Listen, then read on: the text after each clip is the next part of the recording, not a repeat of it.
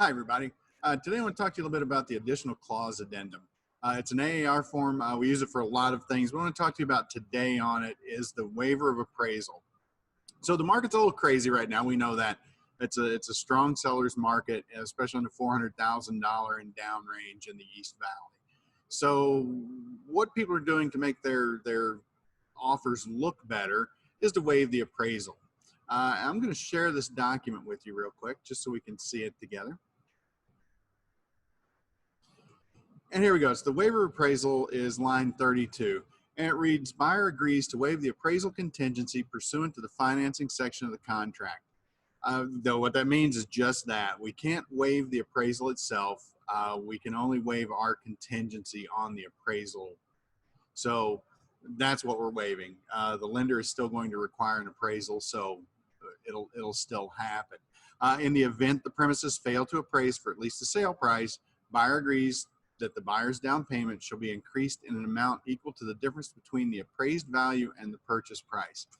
Pretty straightforward there. It's telling us that if the appraisal comes in low, we're going to write a check. Well, our client is going to write a check to make sure that it matches up with what the lender will lend. This would not be a loan denial. This is actually a waiver, or the appraisal contingency form is what we would use to cancel with that. So one of the problems with this right now is FHA and VA have a thing called an amendatory clause that you're going to have to sign if you're going to get that kind of financing. And that amendatory clause says that the buyer can't lose their earnest money because of an appraisal.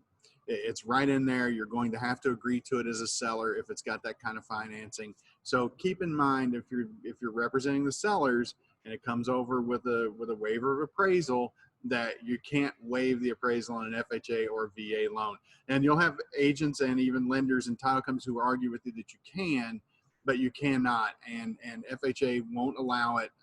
Title companies, when it gets to their legal, are probably going to stop it from being forfeit. So just know that that's how that works. We can't waive and just in a quick summary, we can't waive the appraisal. We're only waiving the appraisal contingency. We can't waive the appraisal contingency if we have a VA or FHA loan. So just so you know, that's how that works. If you have any questions on that, give me a call, 602-400-4376. I'd be glad to talk with you about it. If you work at JK, you can find me on our masterminds group and a lot of other places. If you don't, feel free to call me or talk to your broker. They'll be glad to walk you through this. Thanks for your time.